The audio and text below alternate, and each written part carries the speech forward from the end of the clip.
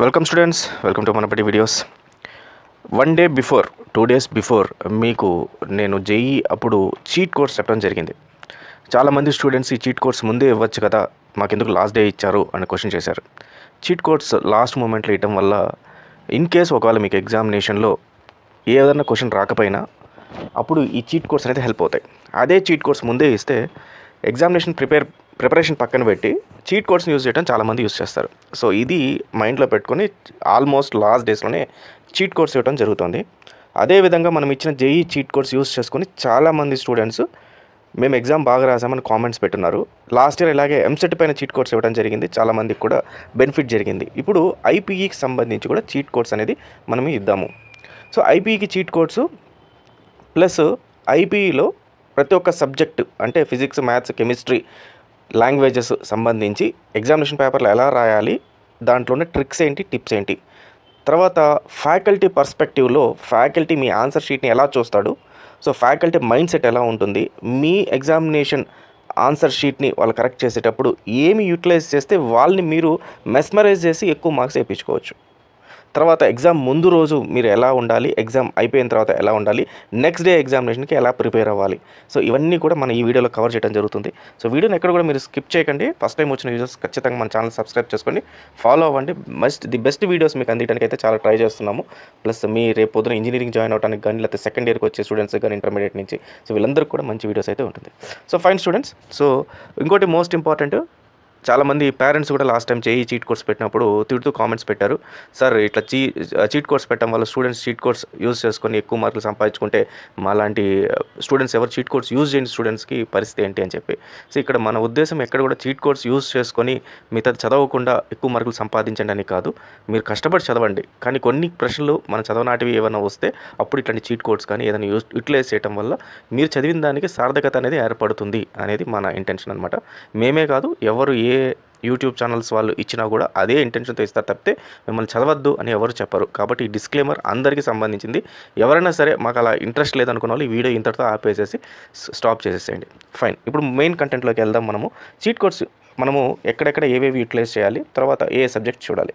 ముందుగా మనం ఫస్ట్ ఎగ్జామినేషన్ని ఎలా రాయాలి, ఏ ప్యాటర్న్లో రాయాలో చూద్దాం. ఎగ్జామినేషన్ రాయటం అనేది 2 to 3 ప్యాటర్న్స్ ఉన్నాయి. ఫర్ ఎగ్జాంపుల్, మీరు బాగా చదివి ఎగ్జామినేషన్కి వెళ్ళారు. మీకు క్వశ్చన్స్ చూస్తే 70 to 80% అన్నీ వచ్చేసాయి. ఇంకా కొన్ని మీకు 20 to 30% రావు అనుకుందాం. ఇది ఒక కేటగిరీ ఆఫ్ స్టూడెంట్స్. ఇలా కాకుండా 50% మీకు అక్కడ క్వశ్చన్స్ వచ్చాయి, ఇంకా 50% రావు.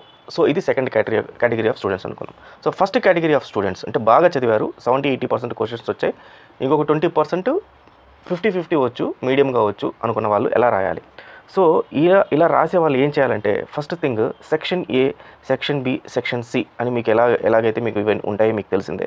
సో ఈ సెక్షన్స్లో మనకు 2 మార్క్స్, 4 మార్క్స్, 7 మార్క్స్. నేను ఎంపీసీ, బైపీసీ పర్టికులర్గా చెప్తున్నాను. ఇతర గ్రూప్స్కి కూడా మార్కులు తేడా ఉంటాయి, సెక్షన్స్ అయితే సేమ్ ఉంటాయి, బట్ చాయిసెస్ ఇవన్నీ కూడా సేమ్ ఉంటాయి. కాబట్టి ఓవరాల్గా జనరిక్గా తీసుకోండి.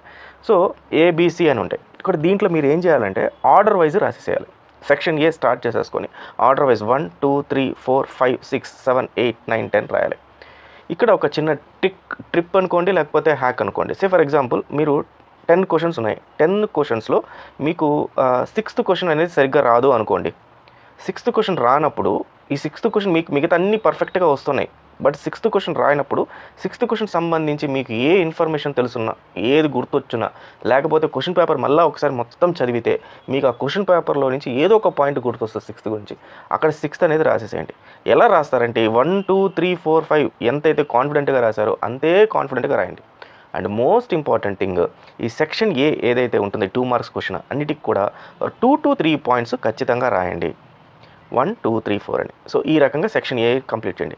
సెక్షన్ బి, సెక్షన్ సి కూడా అన్ని క్వశ్చన్స్ ఆర్డర్లోనే రాయండి, ఆర్డర్ మార్చకండి. ఇన్ కేస్ మీకు ఎక్కడైనా ఒక క్వశ్చన్ రాకపోతే ఆ క్వశ్చన్ని బదులు చాయిస్ ఏదైనా ఉంటే ఆ చాయిస్ రాసేసేయండి. అండ్ అన్ని క్వశ్చన్స్ రాసేసారు, ఇప్పుడు చాయిస్ అనే ఆప్షన్ వచ్చింది అనుకోండి. చాయిస్ అనే ఆప్షన్ దగ్గర ఫర్ ఎగ్జాంపుల్ మీకు సెక్షన్ బిలో 4 క్వశ్చన్స్ వచ్చి 2 క్వశ్చన్స్ చాయిస్ అన్నారనుకోండి. 4 క్వశ్చన్స్ రాసి ఈ 2 క్వశ్చన్స్ చాయిస్ అనగానే ఇది చాయిస్ అని చెప్పి పెట్టి హెడ్డింగ్ పెట్టి 2 క్వశ్చన్స్ రాయకండి. ఎందుకంటే జనరల్గా చాయిస్ అన్నప్పుడు ఎవరైతే వాల్యుయేషన్ చేస్తుంటారో వాల్యుయేటర్కి, సో ఇది చాయిస్ కింద కన్సిడర్ చేసి ఆల్రెడీ ఇక్కడ 4 క్వశ్చన్స్ నేను దిద్దేసే కానీ చెప్పి దీన్ని పెద్ద పట్టించుకోడు. కాబట్టి చాయిస్ అని ఎక్కడ పెట్టకండి, సెక్షన్ బి అని పెట్టండి. తర్వాత మీ క్వశ్చన్ నెంబర్స్ ఏవైతే ఉంటాయో ప్రాపర్గా ఇవ్వండి. సెక్షన్ బిలో 1 2 3 4 ఏవైతే ఉన్నాయో ఆ క్వశ్చన్ నెంబర్స్ ఇచ్చి ఆ ఆన్సర్స్ అయితే క్లియర్గా రాయండి. అలాగే సేమ్ కూడా section C. So 8 marks. So మీరు సెక్షన్ సి అయినా స్టార్ట్ చేయండి లేదా సెక్షన్ ఏ అయినా స్టార్ట్ చేయండి, బట్ ఆ సెక్షన్లో ఉన్న క్వశ్చన్స్ అన్ని కూడా క్లియర్గా రాయండి. ఇది first category of students. Second category of students ఎవరికైతే 50 మార్క్స్ వస్తాయో ఇక్కడ మనం ఒక హ్యాక్ అనేది యూస్ చేయాలి. ఎలా యూస్ చేయాలి అంటే వీళ్ళకి ఒక ఆర్డర్లో రాయకండి. సే ఫర్ ఎగ్జాంపుల్ మీరు సెక్షన్ ఏ స్టార్ట్ చేశారనుకోండి, 1 2 3 క్వశ్చన్స్ మీకు వచ్చు, 4th క్వశ్చన్ రాదు, లేదంటే 4 క్వశ్చన్స్ వచ్చు, 5th క్వశ్చన్ రాదు అనుకోండి. సారీ.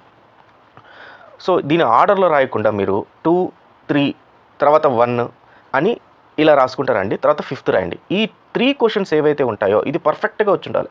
అంటే ఇవి చూడగానే వీడికి పర్ఫెక్ట్గా వచ్చు ఆన్సరు అని మీకు 2కి 2 మార్క్స్ పడిపోవాలి ఇక్కడికి.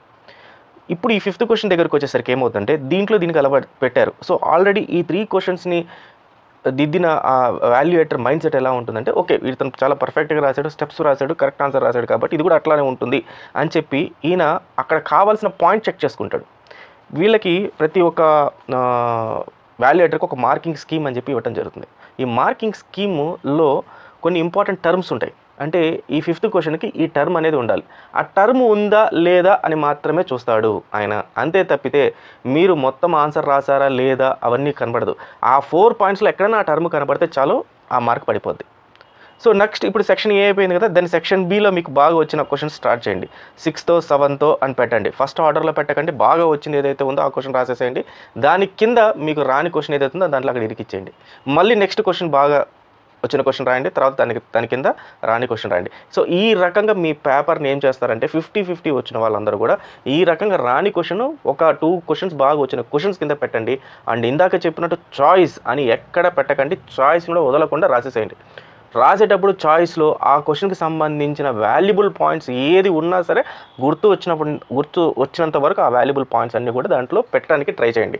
అంతే తప్పితే దాన్ని బ్లాంక్గా మాత్రం వదలకండి. క్వశ్చన్ నెంబర్ రాసి బ్లాంక్గా అయితే మాత్రం వదలకండి. సో ఈ రకంగా మీరు క్వశ్చన్స్ అనేది స్టార్ట్ చేయాలి. ఈ రకంగా అనేది ఆర్డర్లో రాయాలా లేకపోతే ఆర్డర్లో రాయకూడదా అనేది మీరు మీకు వచ్చిన క్వశ్చన్స్ బట్టి, క్వశ్చన్ పేపర్ బట్టి మీరు డిసైడ్ అవ్వండి. దీనివల్ల ఏమవుతుందంటే వాల్యుయేటర్ కన్ఫ్యూజ్ అయితే చేస్తారు. ఎప్పుడైతే మీరు ఈ 50-50 కేటగిరీలో ఫస్ట్ క్వశ్చన్ ఎక్కడో రాసి లాస్ట్ క్వశ్చన్ ఎక్కడో రాయటం వల్ల ఇతనికి ఏమవుతుందంటే మ్యాక్సిమం పేపర్స్ తిప్పడంలోనే టైం అయిపోద్ది. ఒక వాల్యుయేటర్కి ఒక స్టిపులేటెడ్ టైం ఇస్తారు. అంటే ఒక క్వశ్చన్ పేపర్ తిట్టడానికి సమ్ టైం ఇస్తారు. ఈ టైం లోపల ఇతను మీ క్వశ్చన్ పేపర్ని కంప్లీట్ చేసేయాలి. సో అతను ఎప్పుడైతే అటు తిప్పటంలో మీరు ఫస్ట్ క్వశ్చన్ ఎక్కడ 4th పేజ్లో రాశారు, 5th పేజ్లో రాశారు, అక్కడ దాకా వెళ్ళిపోయి ఆయన ఆ క్వశ్చన్ చెక్ చేస్తాడు. చెక్ చేసి అది బాగుంది అనుకోండి, టక్ మార్కులు కొడతాడు. సో ఫస్ట్ క్వశ్చన్ ఎప్పుడు ఇంప్రెషన్ తెచ్చేసుకుంటారు. సో ఇది బాగుంది కాబట్టి ఆబ్వియస్లీ ఇతని సెకండ్ క్వశ్చన్ కూడా ఈ రకంగా రాస్తుంటాడని దానికి కూడా మార్కులు పడిపోతాయి. కానీ దీంట్లో రిస్క్ కూడా ఉంది. ఒకవేళ అతను ఆ సెకండ్ క్వశ్చన్ చదివి ఇతను సరిగ్గా రాయలేదు అనుకునే పర్సెప్షన్కి వచ్చాడు అనుకోండి, అప్పుడు మళ్ళీ జాగ్రత్తగా మొత్తం వాల్యుయేషన్ అంతా చేయడం మొదలు పెడతారు. అందుకే నేను ఫస్ట్ కేటగిరీ స్టూడెంట్స్ ఎవరికి కూడా ఆర్డర్లో రాయండి, క్లియర్గా రాయండి అని చెప్పింది.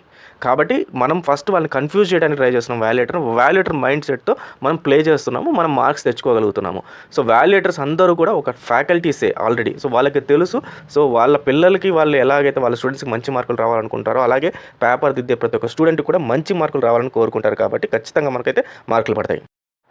సో ఇప్పుడు మనం వాల్యుయేటర్స్ మన పేపర్ని ఎలా వాల్యుయేట్ చేస్తారు అనే దానిపైన చూద్దాం. నేను ఇందాక చెప్పినట్టుగా మార్కింగ్ స్కీమ్ అని చెప్పి వీళ్ళ దగ్గర ఉంటుందన్నమాట. ఈ మార్కింగ్ స్కీమ్ అనేది వీళ్ళకి బోర్డు వాళ్ళు ఇస్తారు. ఎట్లా ఉంటుందంటే మార్కింగ్ స్కీము మీకు శాంపుల్గా చూపిస్తాను. సో ఇప్పుడు ఫర్ ఎగ్జాంపుల్ ఒక క్వశ్చన్కి డెఫినేషన్ ఉందా, సో డెఫినేషన్ ఉంటే 1 మార్క్ రాయండి, 1 మార్క్ వేసేసేయండి అతనికి.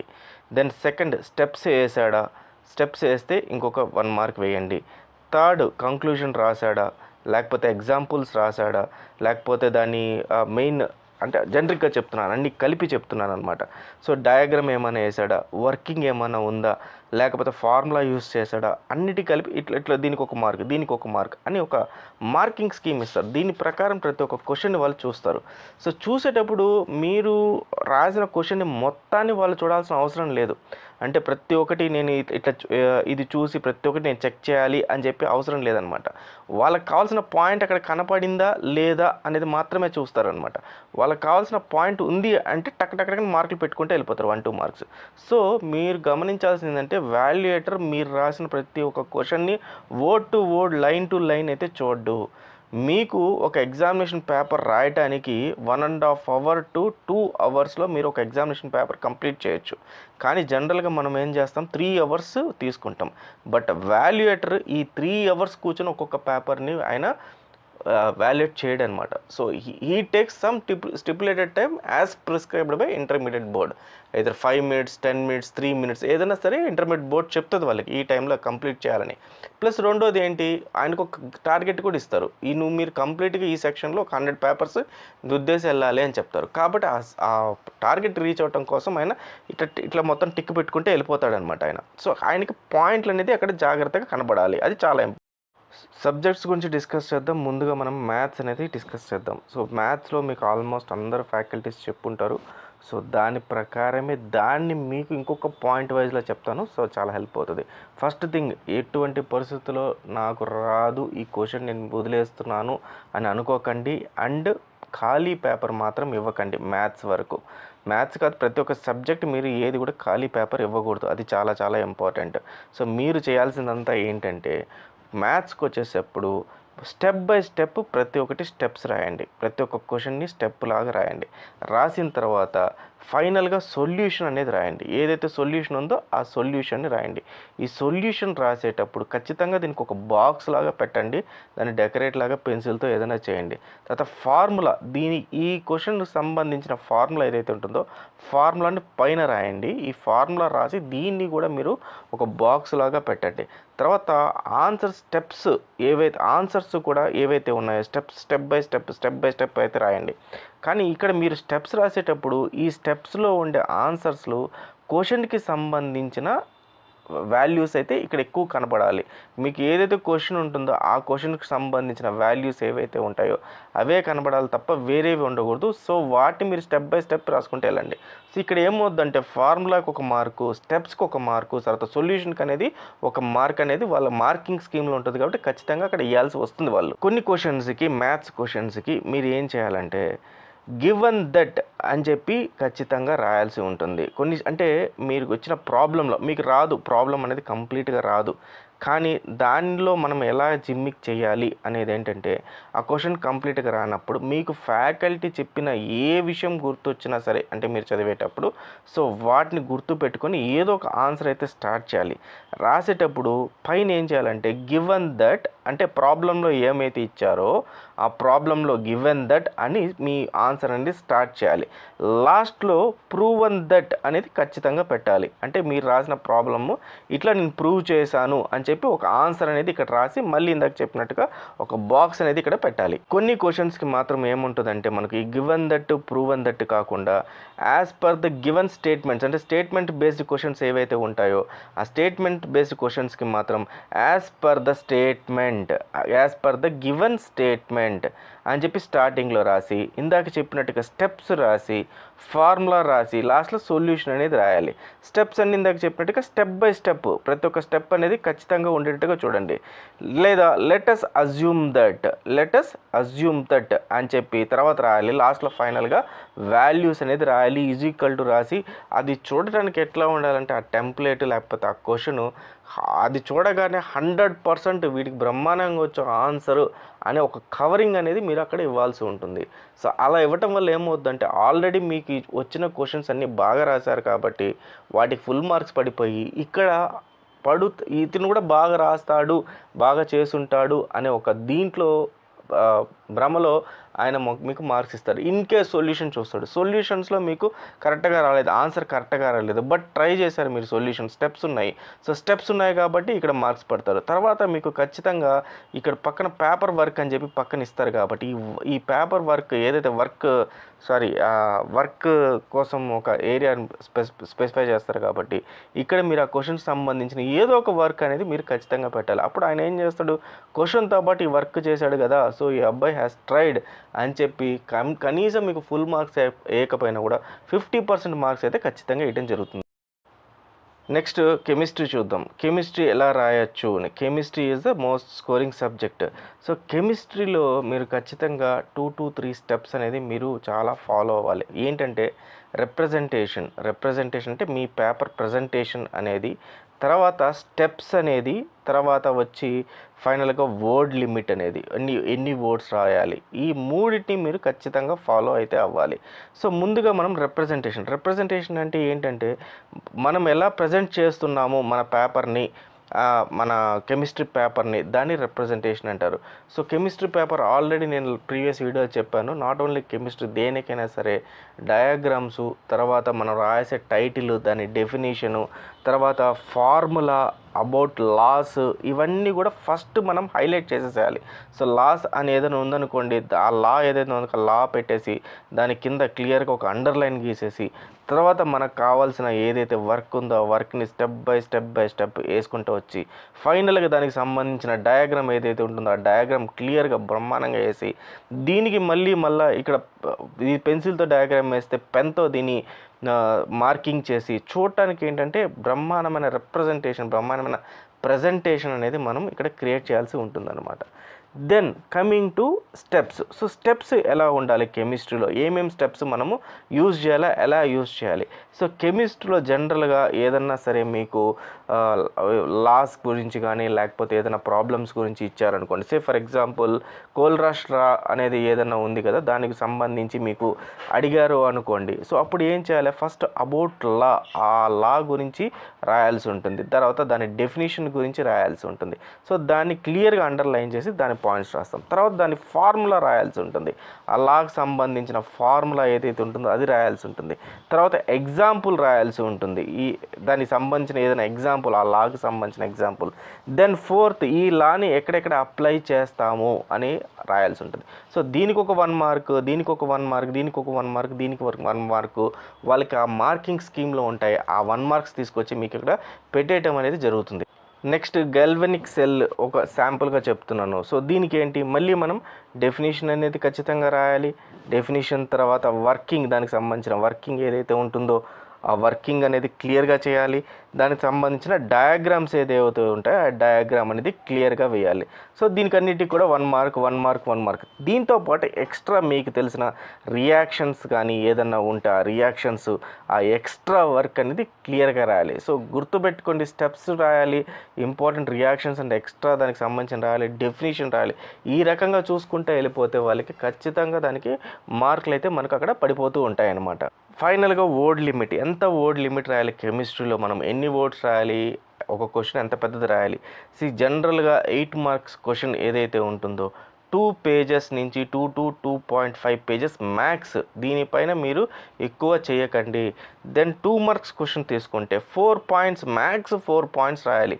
సో నేను ఇందాకే చెప్పాను, ఇక్కడ వీళ్ళకి మార్కింగ్ స్కీమ్లో 2 మార్క్స్ క్వశ్చన్కి సంబంధించి ఇంపార్టెంట్ వర్డ్స్ కొన్ని వాళ్ళకి ఇచ్చేస్తారు. ఈ వర్డ్స్ ఉన్నాయా లేవా ఆ క్వశ్చన్లో చూసుకోండి అంటారు. అవి ఉంటే మీకు మార్కులు పడతాయి, అవి లేవు అనుకోండి మార్కులు పడవు. కాబట్టి మీరు ఎంత ఎక్కువ రాసినా ఆ పాయింట్ కోసం వాళ్ళు వెతకటం చేస్తారు. కాబట్టి ఎక్కువ రాసి టైం వేస్ట్ చేయకండి, 4 పాయింట్స్ రండి. ఈవెన్ 8 మార్క్స్ క్వశ్చన్ కూడా కొంతమంది ఏం చేస్తారు, స్టూడెంట్స్ 8 మార్క్స్ బాగా వస్తే 3 పేజీలు 4 పేజీలు రాస్తారు. మీరు 4 పేజీలు రాసినా, 3 పేజీలు రాసినా, 2 పేజీలు రాసినా మీకు మ్యాక్సిమం మార్కులు పడేది 8 మార్క్సే. మీరు ఒక క్వశ్చన్ 4 పేజీలు రాసి నెక్స్ట్ క్వశ్చన్ 1 పేజీ రాసి దాన్ని సరిపెట్టారనుకోండి, ఆటోమేటిక్గా ఆ ఇంప్రెషన్ అనేది వాల్యుయేటర్కి తగ్గిపోద్ది. సో ఇతను ఏదో మనల్ని బ్లఫ్ చేస్తున్నాడు, ట్రిక్ చేస్తున్నాడని అర్థం చేసుకుంటాడు. కాబట్టి మీరు ఫస్ట్ ఏదైతే 2 పేజెస్ రాస్తున్నారో బాగా వచ్చిన క్వశ్చన్ని, సెకండ్ మీకు రాని క్వశ్చన్ని కూడా 1 నుంచి 1.5 పేజీ రాసే దీంట్లోనే మీరు ఆ మెథడాలజీ అంతా ఇది మెయింటైన్ చేస్తూ రావాల్సి ఉంటుందన్నమాట. అంతే తప్ప మీకు వచ్చిన దాన్ని ఎక్కువ రాసేసి రాని దాన్ని తక్కువ రాయటం వల్ల డెఫినెట్గా మీరు దొరికిపోతారు. So this is about all chemistry. Then physics is more or less same chemistry లాగే ఉంటుంది. సో మీరు ఆ క్వశ్చన్ నెంబర్స్ ఏవైతే షార్ట్ ఆన్సర్స్ ఉంటాయో ఆ షార్ట్ ఆన్సర్స్ అన్నీ కూడా 1 2 3 4 ఆర్డర్లో ఖచ్చితంగా అయితే రాయండి. తర్వాత ప్రతి ఒక్క క్వశ్చన్కి సంబంధించిన డయాగ్రామ్స్ని ఎక్కువ ట్రై చేయండి యూజ్ చేయడానికి. ఎక్కడెక్కడ అవసరం అవుతుందో అక్కడంతా కూడా డయాగ్రామ్స్ యూజ్ చేయండి, ఫార్ములాస్ యూజ్ చేయండి. ఫార్ములాస్ రాస్తే మీకు ఆన్సర్స్ కరెక్ట్గా ఉన్నా రాకపోయినా కూడా ఈ ఫార్ములాకి మీకు ఖచ్చితంగా మార్కులు అయితే సగం మార్కులు అయితే ఈజీగా పడిపోతుంది. తర్వాత షార్ట్ ఆన్సర్స్ ఏవైతే ఉన్నాయో ఇవి సీక్వెన్స్లో రాయండి. దెన్ మీరు రాసిన ప్రతి ఒక్క దానికి స్టెప్స్ అనేది ఖచ్చితంగా అయితే ఫాలో అవ్వండి. కంక్లూజన్ అయితే ఇవ్వండి. తక్కువ స్పేసే యూటిలైజ్ చేయండి, తక్కువ టైం యూటిలైజ్ చేయండి, తక్కువ టైంలోనే ఇంపార్టెంట్ వర్డ్స్ అన్నీ రాయండి. దెన్ మోస్ట్లీ మీకు గుర్తు రాకపోతే ఏ క్వశ్చన్ అయినా సరే, ఇందాక చెప్పినట్టు category A and category B students వాళ్ళు ఈ బాగా రాసిన క్వశ్చన్ ఏదైతే ఉందో దాని కింద ఈ క్వశ్చన్ని రాయటానికి ట్రై చేయండి. అండ్ దానికి సంబంధించి బాగా ఆలోచించి మీకు గుర్తొచ్చిన ఏదో ఒక ఇంపార్టెంట్ వర్డ్, ఏదో ఒక డయాగ్రామ్ ఆ క్వశ్చన్కి రిలవెంట్గా ఉండేటట్టుగా దానికి సంబంధించి రాయటం నేర్చుకోండి. సో ఇలా ఈ రకంగా మీరు physics and chemistry more or less సేమ్గా యూటిలైజ్ చేసుకుంటే మీకు ఫిజిక్స్లో కూడా మంచి మార్కులు అయితే పడతాయి. దెన్ లాంగ్వేజెస్ చెప్తాను. సో లాంగ్వేజెస్లో మనకి టైం లేదు కాబట్టి ఇంత డిస్క్రిప్టివ్గా ప్రతి ఒక్క దానికి చెప్పడానికి నేను ప్రతి ఒక్క సబ్జెక్ట్ చెప్పట్లేదు, మెయిన్ పాయింట్స్ అయితే చెప్తున్నాను. సో మనకి English, Sanskrit and Telugu main languages ఏదైతే ఉంటాయో అవన్నీ కూడా మీరు ఖచ్చితంగా తెలుగు తీసుకున్నాం అనుకోండి, తెలుగు పద్యాలు గుర్తుపెట్టుకోండి. ఏ క్వశ్చన్ ఇచ్చినా కూడా దానికి సంబంధించిన ఒక పద్యం అయితే రాయటానికైతే ఖచ్చితంగా ట్రై చేయండి. దెన్ సీక్వెన్స్లో రాయండి, 1 2 3 4 అని సీక్వెన్స్లో రాయండి. క్వశ్చన్ పేపర్ ఏ ఫార్మాట్లో ఉన్నా కూడా, క్వశ్చన్స్ ఎన్ని ఉన్నా కూడా ఆ ఫార్మాట్లోనే క్వశ్చన్స్ అన్నీ కూడా రాయండి. అంటే ఇప్పుడు ఫర్ ఎగ్జాంపుల్ క్వశ్చన్ 1 2 3 4 అని ఇచ్చుకుంటే వెళ్ళారనుకోండి, ఇదే దీంట్లో మీరు ఈ క్వశ్చన్స్ కూడా మొత్తం రాయడానికైతే ట్రై చేయండి. దెన్ మిస్టేక్స్ ఏదైనా రాస్తే మీరు ఫర్ ఎగ్జాంపుల్ దీనికి సంబంధించి మిస్టేక్ రాశారనుకోండి, ఆ మిస్టేక్ పైన ఇట్లా కొట్టేయడం, సింగిల్ స్ట్రోక్ కానీ డబుల్ స్ట్రోక్ కానీ ఇలా కొట్టకండి, అది వదిలేసి కావాలంటే అదే పదాన్ని మళ్ళీ పక్కన రాయండి. ఎప్పుడైతే మీరు మిస్టేక్ రాసి ఆ పదాన్ని కొట్టేస్తారో వాల్యుయేటర్కి అదే దానిపైన, ఆ సెంటెన్స్ పైన, ఆ వర్డ్ పైన అతను చూపు వెళ్ళిపోతుంది. సో ఆటోమేటిక్గా క్వశ్చన్ మొత్తం కూడా చెక్ చేసే అవకాశాలు అయితే ఉంటాయి. సో క్వశ్చన్స్ సంబంధించిన పోయమ్స్ అయితే మర్చిపోకుండా రాయండి. అండ్ ఆ పోయమ్కి సంబంధించిన ఇన్వర్టెడ్ కామాస్ అయితే పెట్టండి. So more or less for English, Sanskrit and తెలుగుకి మొత్తం కూడా ఇదే రకంగా మీరు డెవలప్ చేయాలి. సో పంక్చుయేషన్ అనేది తక్కువ ప్రయారిటీ ఇవ్వటం జరుగుతుంది ఇవాళ రేపు కరెక్షన్లో. సో పంక్చుయేషన్ పైన ఎక్కువ చేయకండి. స్పెల్లింగ్ మిస్టేక్స్ ఎక్కువ ఉంటే ఆ స్పెల్లింగ్ మిస్టేక్స్ని కొట్టేయకండి. ఒకవేళ కొట్టాల్సి వచ్చినా కూడా సింగిల్ స్ట్రోక్తో కొట్టేయండి. సో ఈ రకంగా ఇంగ్లీష్, సాంస్క్రిట్ అండ్ తెలుగుని ఖచ్చితంగా మీరు ఈ రకంగా ఫాలో అవ్వండి. And now coming two papers. So ఎలా క్వశ్చన్ పేపర్, ఇవన్నీ సబ్జెక్ట్స్ సంబంధించి చీట్ కోడ్స్ అనుకోండి. ఇప్పుడు పేపర్స్ని మనం ఎలా చదవాలి, సో ఏం చదవాలి, ఏవి ఇంపార్టెంట్ క్వశ్చన్స్. ఇక్కడ మీకు యూట్యూబ్లో కానీ లేకపోతే నేను చెప్పిన కొన్ని ఛానల్స్ కానీ వేరే ఛానల్స్ కానీ ఎవరైనా సరే మీకు సెట్స్ ఆఫ్ క్వశ్చన్ పేపర్స్ కుప్పలుగా మీకు స్టడీ మెటీరియల్ ఇచ్చేస్తున్నారు. దట్ ఈజ్ రాంగ్, అది తప్పు. ఈ టైంలో మీకు కావాల్సింది ది మోస్ట్ ఇంపార్టెంట్ క్వశ్చన్స్ ఏవైతే ఉన్నాయో అవి కావాలి. ఆ మోస్ట్ ఇంపార్టెంట్ క్వశ్చన్స్ అనేది ఎక్కడి నుంచి వస్తాయి? So most important questions first source ఏదైతే ఉంటుందో అది మీ ఫ్యాకల్టీ, కాలేజ్ ఫ్యాకల్టీ. మీ నోట్స్ని ఓపెన్ చేయండి. నోట్స్ ఓపెన్ చేసేటప్పుడు లాస్ట్ 1 ఇయర్లో నుంచి ఆయన కొన్ని ప్రాబ్లమ్స్ చెప్పేటప్పుడు చెప్పుంటాడు, ఇది చాలా ఇంపార్టెంట్, ఖచ్చితంగా మనకు రేపు ఎగ్జామ్లో వస్తుంది అని. సో అవి మీరు నోట్ చేసుకొని ఉంటారు, మీరు ఇప్పుడు మర్చిపోయి ఉండొచ్చు. సో కాబట్టి ఈ క్వశ్చన్ని ఓపెన్ చేయండి, దాన్ని చదువుకోండి. సో ఈ రకంగా మీ నోట్స్లు ఏవైతే ఉన్నాయో అవి చూడండి. తర్వాత యూట్యూబ్లో, తర్వాత అక్కడ ఇక్కడ ఈ మధ్య ఏదో ఒక నేమ్ చెప్పను, ఒక కంపెనీ వాళ్ళది క్వశ్చన్ పేపర్ చాలా సర్క్యులేట్ అవుతుంది. సో వీళ్ళు ఏం చేస్తారంటే సర్క్యులేట్ చేసేవాళ్ళు ఆ క్వశ్చన్ పేపర్స్లో వస్తాయా రావో పక్కన పెడితే వాళ్ళ దీనికోసం అని చెప్పి, వాళ్ళ సేల్స్ కోసం అని చెప్పి వాళ్ళు ఎక్కువగా దాన్ని ప్రమోట్ చేస్తారు. అండ్ మీరు చూస్తే లాస్ట్ 3 ఇయర్స్ నుంచి కూడా అవే క్వశ్చన్స్ ఉంటాయి వాళ్ళ దగ్గర, పైది కింద పైన చేస్తారు. సో మీరు ఈ ఇయర్ వచ్చి చూసారు కాబట్టి ఆ క్వశ్చన్ పేపరు ఇది చాలా బాగుందేమో, నాకు ఆ కంపెనీ ఇది పర్టికులర్గా ఏదో బుల్లెట్ అనే ఏదో కనబడుతోంది, సో నాకు అది ఇవ్వండి ఇది ఇవ్వండి అని చెప్పి చాలామంది స్టూడెంట్స్ అడుగుతున్నారు. ఎట్లా కాకుండా ఒక ఫ్యాకల్టీని పెట్టి ఈ ఇయర్ మనము ప్రిడిక్టెడ్ కానీ గెస్ పేపర్ కానీ ఏదైతే మన దగ్గర నుంచి వస్తుందో ఆ గెస్ పేపర్ని మీరు చదువుకోండి. సో అలాంటి సోర్సెస్ మనబడి అనేది ది బెస్ట్ సోర్స్ మీకు. ఎందుకంటే లాస్ట్ 15 ఇయర్స్ నుంచి కూడా manabadi.co.inలో మీకు గెస్ పేపర్స్ అని చెప్పేసి వదలటం జరుగుతుంది. సో దీంట్లో వచ్చే క్వశ్చన్స్, దీంట్లో వచ్చే గెస్ పేపర్లో సంబంధించి 50 to 70% ఆఫ్ క్వశ్చన్స్ అన్నీ కూడా మనకు గెస్ పేపర్స్ నుంచి రావడం జరుగుతుంది. కాబట్టి గెస్ పేపర్స్ manabadi.co.inలో ఖచ్చితంగా అయితే మీరు డౌన్లోడ్ చేయండి. So this is about all question papers. Now ఫైనల్గా మీరు ఎగ్జామ్ ముందు రోజు, ఎగ్జామ్ మరుసటి రోజు, ఎగ్జామ్ అప్పుడు ఏం చేయాలి? సో ఎగ్జామ్ ముందు రోజు ఉన్నారు, రేపు మరుసటి రోజు ఎగ్జామ్ ఉంది, ఈరోజు ఈవినింగ్ చదువుతున్నారు, ఇంకా మోస్ట్లీ 7:30, 8 మీరు చదవటం ఆపేసేయండి. జస్ట్ రిలాక్స్ అవ్వండి, ఏదైనా మంచి సాంగ్స్ వింటాము, లేకపోతే ఏదైనా మీకు నచ్చిన గేమ్ ఆడటము, లేకపోతే ఇంకేదైనా మూవీ చూడటము, ఏదో ఒకటి చేయండి. రాత్రంతా కూర్చొని చదవాల్సిన అవసరం లేదు. ఇన్ని రోజులు కష్టపడి చదివి రాత్రికి మీరు చదవగానే ఏమి మనకు కొత్తగా వచ్చేది ఏం లేదు. మ్యాక్సిమం ఒక 1 or 2 క్వశ్చన్స్ ఏదైనా మీరు మిస్ అవుతారు అంతే.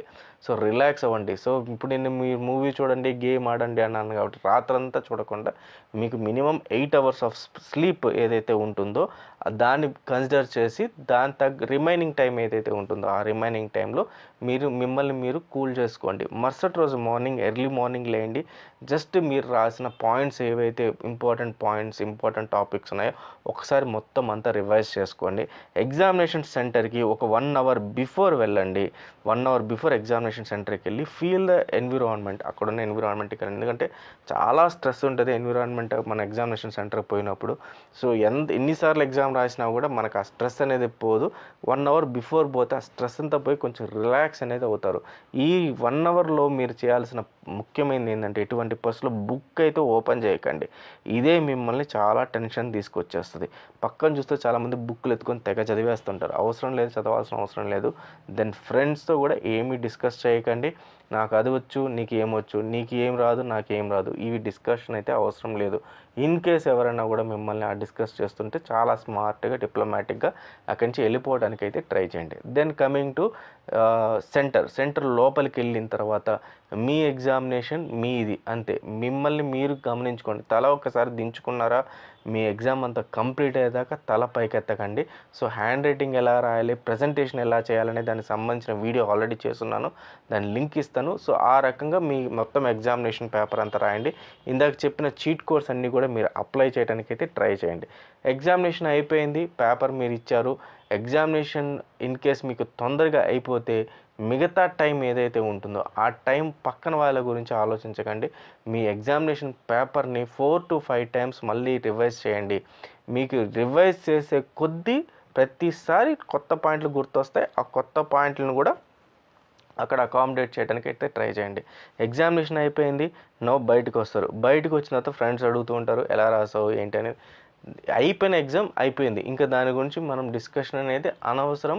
దాని గురించి మీరు ఆలోచించడం కూడా అనవసరం అనమాట. రిజల్ట్ ఏదన్నా వస్తుంది మనకు, బట్ మనం రాసింది మనం స్ట్రాంగ్గా, మనం కాన్ఫిడెంట్ కాబట్టి మంచిగా మాకు మార్కులు వస్తాయి, నీకు 60కి 60 వస్తాయి, 100కి 100 వస్తాయి అనే కాన్ఫిడెన్స్తో మీరు ఎగ్జామినేషన్ సెంటర్లో నుంచి బయటకు అయితే రాయండి. నేను ఇది రాయలేదు, నాకు తక్కువ వస్తాయేమో, అది రాయలేదు, తక్కువ వస్తాయేమో, ఇవి ఏం అవసరం లేదు. ఎప్పుడైతే ఈ పాజిటివ్ యాటిట్యూడ్తో మళ్ళీ మీరు ఇంటికి వెళ్ళి నెక్స్ట్ డే కోసం ప్రిపేర్ అవుతారో ఆటోమేటిక్గా అది కిక్ ఆఫ్ చేస్తుంది మీకు. సో నెక్స్ట్ డే ఇచ్చే ఎగ్జామినేషన్ని ఇంకా బాగా చదువుతారు, నెక్స్ట్ ఇంకా బాగా ప్రిపేర్ అవుతారు, మరుసటి రోజుపై బాగా రాయడానికి ట్రై చేస్తారు. సో రిజల్ట్ ఏదైనప్పటికీ మీ ఎఫర్ట్స్ మాత్రం 100% అయితే పెట్టండి. సో ఇది స్టూడెంట్స్ ఓవరాల్గా పేపర్ వాల్యుయేషన్ గురించి, చీట్ కోడ్సో లేకపోతే టిప్సో ట్రిక్సో గురించి, పేపర్ ప్రజెంటేషన్ గురించి, ఆ తర్వాత ఎగ్జామ్ ముందు రోజు, ఎగ్జామ్ తర్వాత ఎలా చేయాలి, తర్వాత ఏ ఇంపార్టెంట్ క్వశ్చన్స్ ఎక్కడి నుంచి చూసుకోవాలి. సో ఇది టోటల్గా సో ఇలాంటి వీడియోస్ నెక్స్ట్ కమింగ్ కూడా మన ఇంటర్మీడియట్ సంబంధించి ఎంసెట్ గురించి అన్నీ వస్తూ ఉంటాయి కాబట్టి ఖచ్చితంగా మన ఛానల్ని అయితే ఫాలో అవుతుండండి. So all the best students, thank you very much.